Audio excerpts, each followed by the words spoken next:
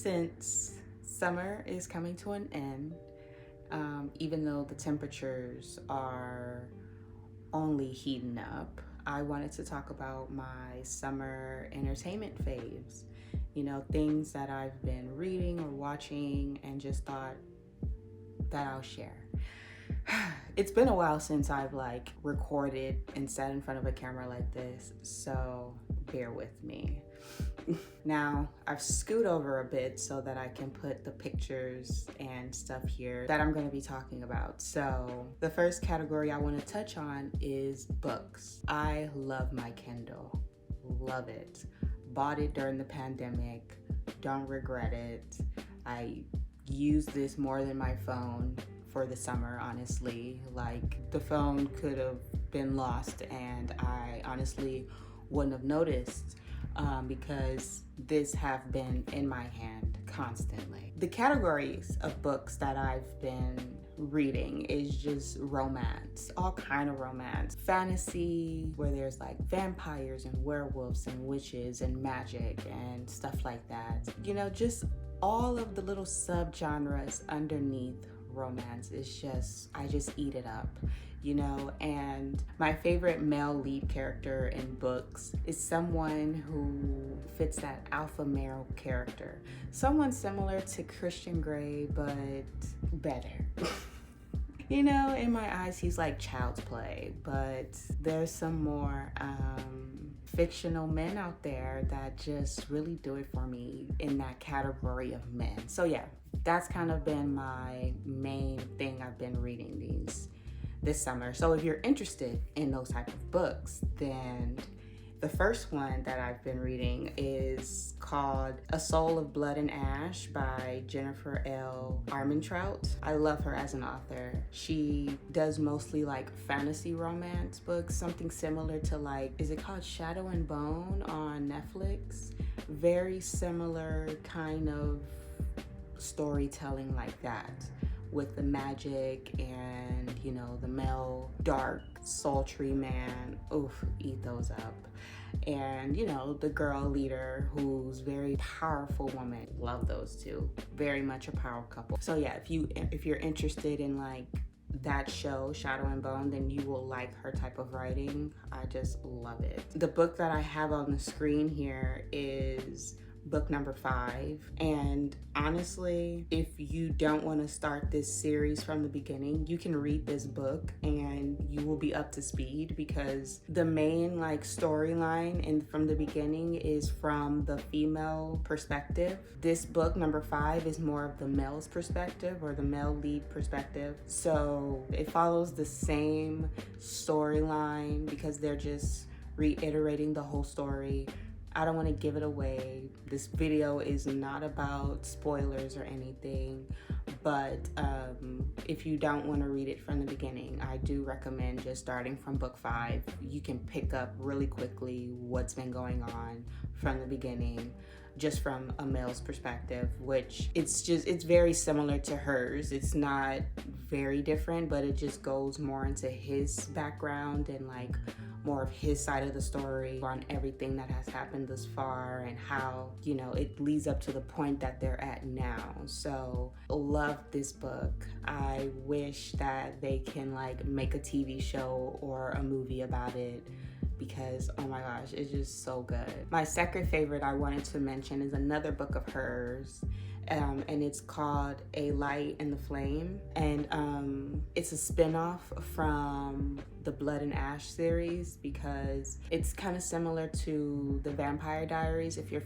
familiar with that TV show, where there's vampires and then there's the original vampires, and then they made a show called The Originals that features, you know, the original vampire line and all of that. So she did something very, very similar to that. This book does have magic and vampires and werewolves and all of that kind of stuff. So they kind of go back to the original bloodlines of all of those creatures, beings, and you get a deeper storyline of where everything originated from. So I've really been loving that, because I ate up the Vampire Diaries Diaries back in the day. It's become a very famous TV show now and everybody loves it. So I feel like if you're into that kind of stuff, you will love her books and her type of writing. Another book that I loved is Up in the Air series by R.K. Lilly. It's something similar to the 50 Shades of Grey kind of series. I never read that book, but I love the 50 Shades of Grey movie.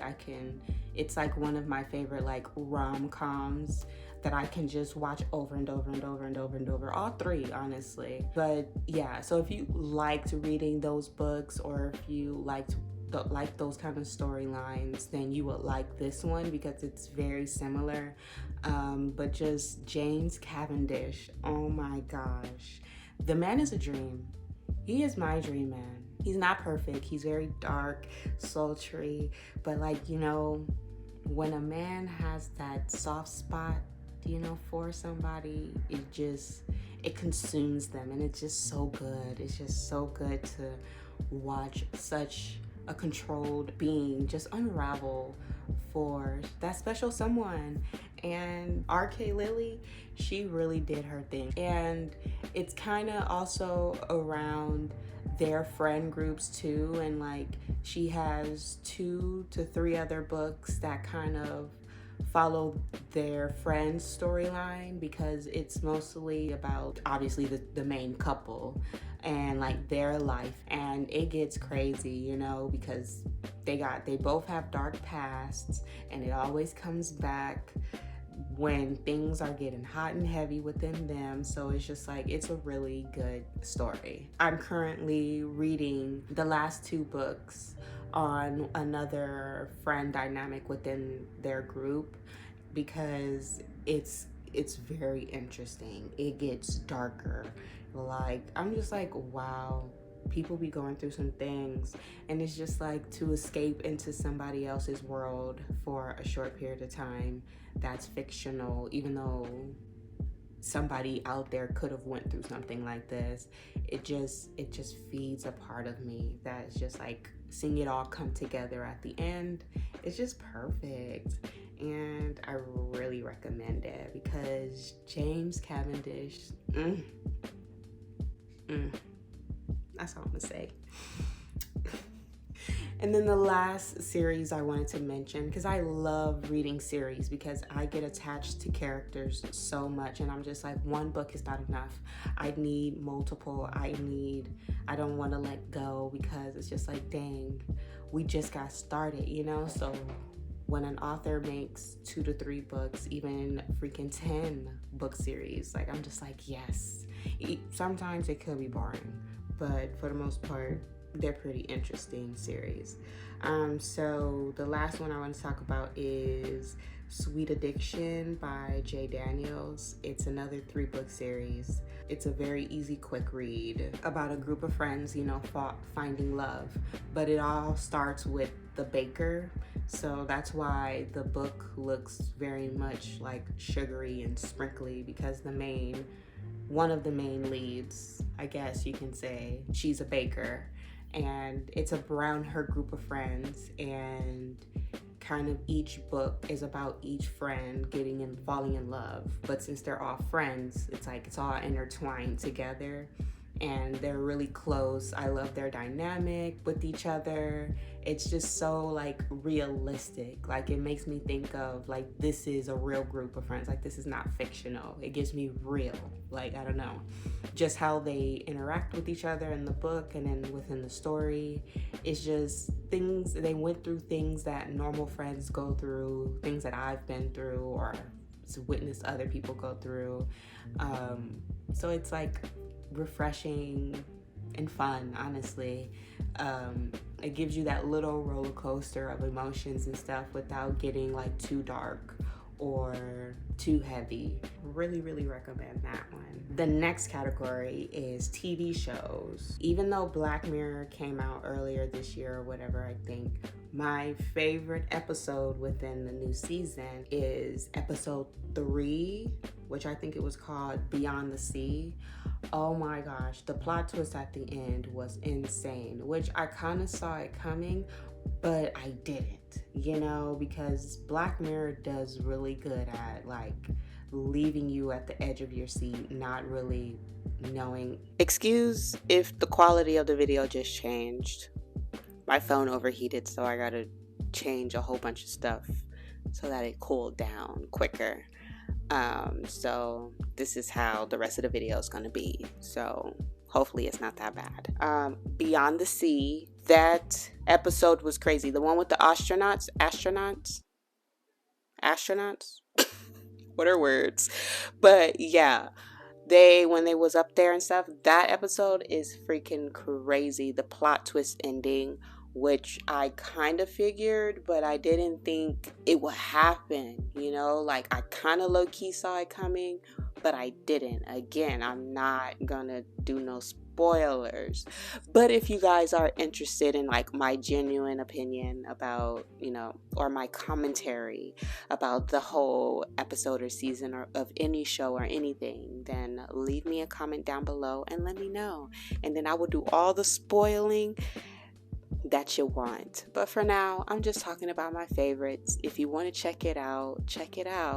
If you've seen it already, let me know if it's also your fave. And don't forget to subscribe and thumbs up this video while you're at it. But yeah, it just left me feeling all types of emotions. Like I was like, what the heck? So I've just been, rewatching that during the summer and just enjoying it thoroughly because nobody does it like them. Another Netflix favorite of mine is Wednesday. When Wednesday came out, oh my gosh, I love Netflix spin on the Addams Family. Like, they did it. It's my favorite take on it so far, and there's so many takes on it, so many additions, and just it goes crazy every time. It never gets old. But I love Wednesday. I love Jenna as an actress. Oh my God. Like her in Scream. Oh my gosh. Like I love her as an actress because I love horror and like thrillers, and she's that. Her being a detective and like the whole show, it's just so good. It's just so good with her dark humor. It's just like, yes. And everybody love Wednesday. I'm not the only one. And I'm excited for another season. Queen Charlotte, another Netflix, just phenomenal, amazing. Springtime was a banger for Netflix. Like, whoa, it was like banger after banger was being released. It was crazy. And Queen Charlotte is another one. I'm a stan for a period piece. So when Bridgerton came out, I was all over it. I've watched Bridgerton seasons through and through. I don't know how many times. And so when they did this little spin-off little series, I loved it, because Queen Charlotte is a queen, iconic in the show, sorrows, prayers, just amazing. And just seeing her love story, it just brings so much light to like the original Bridgerton and like why she is the way she is, and like, why she's so into like the love essence of, courting season and stuff. It was just so good. And people may talk about like how cheap it looks because of like the wardrobe and all of that. I don't care. Like, it's dramatized for a reason. It's supposed to look like we're in costumes and get up, like in a certain sense. Like, and I didn't think it was too tacky, in my opinion, because you can do no wrong when it comes to period pieces, because we all know it's not real anymore. It's just how good you can make the story. At least for me, that's how it is for me. And I don't know how people feel about Korean dramas, okay, but this is another Netflix banger. My best friend put me onto this show. She came over, we watched it. I fell asleep on it because it's a long show, Each episode is at least an hour, but it's so good. And when you have the time to sit down and watch it, it's just good. It's about an Asian girl who gets brutally bullied in high school, and she gets older and she basically create a whole life for herself where she's about to get revenge on all these people, because obviously those group of friends grew up, well, not friends, but the people who bullied her was a group of friends. So that group grew up and became something of themselves, they have some type of reputation within society and the public. So she created a whole life, basically went to college, got a degree to get a job where these people kind of are, so that she can take them down. And it's just so good. It's just so good. If you love a good show about revenge or justice being served, kind of like The Equalizer, but she did it in her own life, because those people would have got away with how brutally bullies that they were. Like, it was terrible. And like, she was not their first victim. What do you even say? Like, the first person they bullied, it's just they have a track record, and she is the one to put an end to it. And they thought, oh, because it's high school, it's the past, it's over, like we just grow up and it's just the past. Nope. And that's why I loved the show. It just feels good to know that those people get their justice, that they get what they deserved. Throw on those subtitles. It's amazing. You might fall in love with K-dramas if you are not already. So, the next category is movies. And the first movie I wanted to talk about is Where the Crawdads Sing. Now, I did not read the book, but this movie is amazing.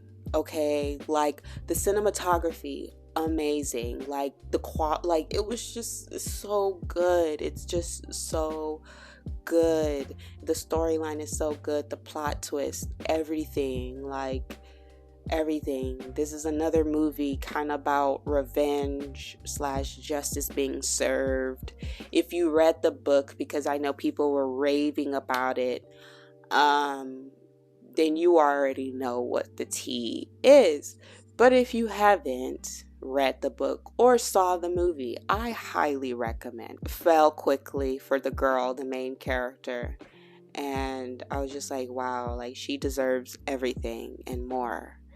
And the end was bittersweet, and I can't be too upset about it. And I can watch that movie time and time and time again, because it was that good. Next up is another Netflix. Can you tell I'm a Netflix and chill kind of gal, and not that kind of chill, but I meant like literally chill and watch Netflix, binge. I love a good binging session. So Netflix does it for me, when they have some good stuff on there. Lady Chatterley's Lover is the next one. Again, this is a period piece, kind of, sorta, and I just love it. I love the story. It was a romance. It was a period piece. So I just had to watch it. And I've kind of been watching it throughout summer because, again, when it came to my reading, I've just been obsessed with romance. It's just so good. So good. You could get so much with a twist of romance thrown in there. It's just so good. But this one was mainly a romantic story about a woman finding love in an unpredictable, uncontrollable way. And if you watched it, what did you think about that movie? And would you do what she did? Let me know down below. Because honestly, living in a time like that, I think I would have, because it all worked out in the end. Ooh, a fun one. Super Mario Bros. Movie was phenomenal. So nostalgic. I grew up on Super Mario Brothers, Nintendo, loved it. Loved it. Okay. So when they came out with this movie, I was just like, oh my God, it's amazing. The animation, perfect. The soundtrack, perfect. Storyline, perfect. Like, it was just so perfect. And I've watched it several times this summer, and I don't regret it. It's great. I love animation. I think they did amazing, top tier work on that movie. I don't have any complaints, really. It definitely deserves a watch. And the last movie I wanted to talk about, which is another animation, is Puss in Boots: The Last Wish. Now, Puss in Boots is my favorite fictional orange cat. Okay?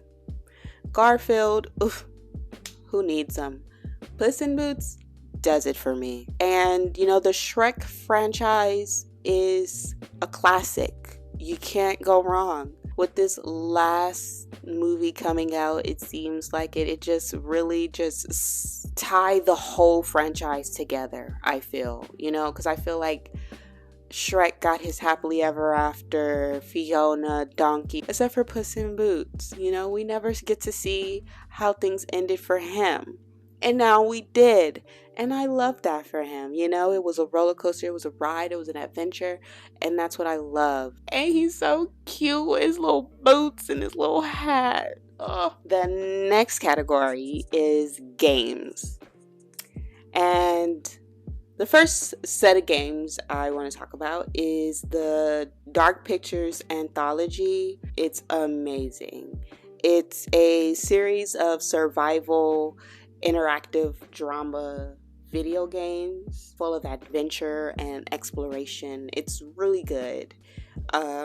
My favorite one out of season 1 is Little Hope. They have 4 different games within this series and season, and I think Little Hope is the second one. It's something like Black Mirror, where each episode is a different storyline, so it's not like they correlate in any way. It's even similar to American Horror Stories, because that's an anthology, I believe, series, where each season is something different, but they kind of use similar characters or stuff like that. It's very good. So if you like horror, maybe this coming up fall season, I do recommend you check it out. It's a decision-based game, and you have a set of characters where you have to have them survive the whole storyline, and each character can die in very interesting and sometimes very gruesome ways, but it's up to you and the decisions you make to get those characters out alive. And I just love those type of video games. I personally played on the Xbox, but I think they have it's available on PC. Now, the rest of the games I'm going to mention are phone games. The first one being Solitaire Grand Harvest. Yep, I fell for all the ads. I ended up downloading the game like earlier within the pandemic, so like I'm really deep into it. I'm like on level like 3,000 and something, so it's like I'm deep within this game. I'm invested. And I like brain games, if you haven't noticed, because with the decision you have to use your brain, you have to remember things, and with Solitaire it's a card game. You're thinking, you're counting, you're doing all of that. So the next game is Homescapes. Again, fell for the ads. I'm also really deep into that game.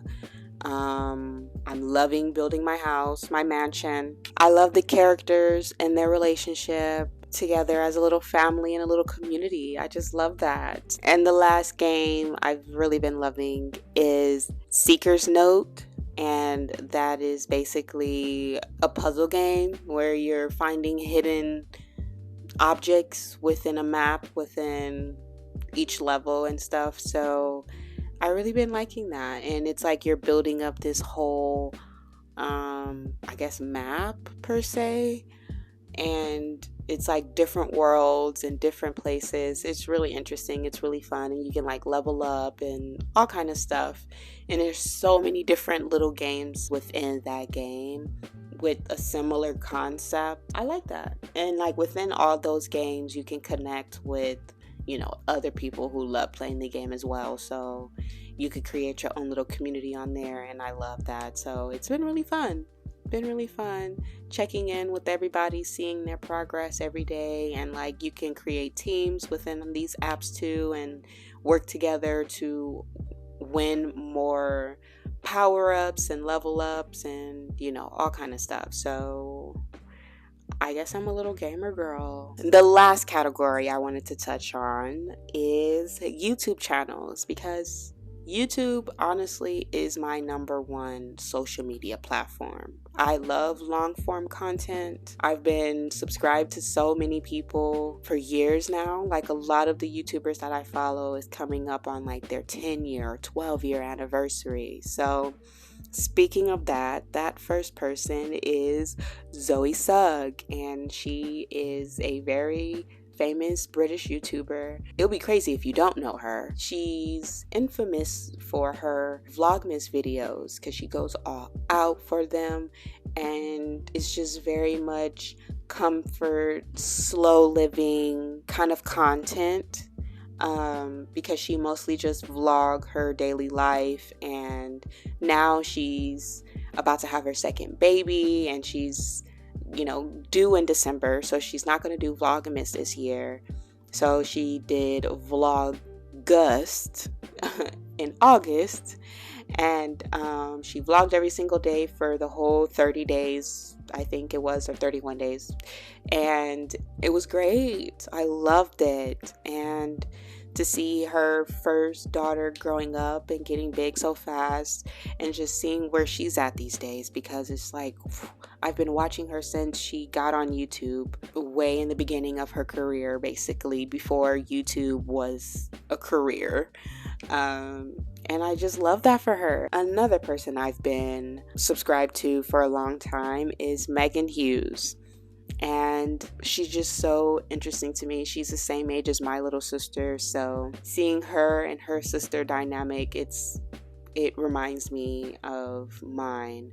And now she lives in like farm, rural country area, and just seeing her live her farm life and with her now husband. And I've been watching her since she was single and in high school and living down in Georgia, and now she's living up in Vermont with her husband. Just bought her first house, and they've been renovating it, and it's just so fun to watch because our lifestyles are just so different, and I love that kind of lifestyle. Like, I thrive to be like that one day on some type of level where I got a green thumb and I got farm animals maybe, and I'm living on an multiple acre land somewhere, because that is what I thrive for. A new YouTuber that I just found this summer that I've literally binged every single video of hers, because I just love her sense of humor. It's very similar to mine. She be cracking me up all the time, and when I need a little pick-me-up, or when I finish watching like a show or want to know if it's worth watching, I go to her, because she is a TV show and movie commentator. Her name is Lakia JTV, and again, I just love her personality, her humor. She's so funny. I like her style of video and her personality. So yeah. The last two are gamers. First, Atrav. Been following him for years. He's had multiple channels doing different content across the board, from fitness to skits and stuff like that. So he has a gaming channel now, and I love his personality, his humor. He's been cracking me up for years. He's from Los Angeles, LA, I guess area. I don't know. I vibe with him on that level. So I don't know. He's cool. And the last person is Brittany, and she is the sister to a bigger gamer on YouTube called Berleezy, and he done talked her into starting a channel, and she been doing her thing. But I like her vibe, I like her personality. She's really cool. I love seeing gamer girls doing their thing, because I feel like it can be like a predominantly male group, kind of, at least for me. How I got introduced into the gamer community, it was mostly guys doing it, so to see more girls doing it, it makes me feel good. So I like supporting, you know, the gamer girls out there. And she is one of my favorites during the summer, because she's been just playing the games that other gamers have already played that are my personal favorite, like The Last of Us. And that is one of my favorite games that I am working up to playing. I don't have a PlayStation, but one day when I buy one, I will play that game. So watching her play it and all the other games that I love is it's just so good. So yeah, those have been my summer favorites. Let me know if you have anything in common with me when it comes to your favorite entertainment, and put me onto something new, because I am building up my fall entertainment list. Yes, I'm that serious about entertainment. I got my books written down, the ones that I'm interested about reading. Well, I'm building on the list, because the more and more people put me on, the more and more I'm adding to that list. So if you got any horror, thriller, suspense, romance, any YouTubers that you think I would be interested in based on what I shared in this video, let me know down below. Put me onto some new people, because I'm always interested. And yeah, I'll see you guys in that video, because I want to share my list that I got so far, and hope that you guys help me build on that. So I'll see you guys then. Bye.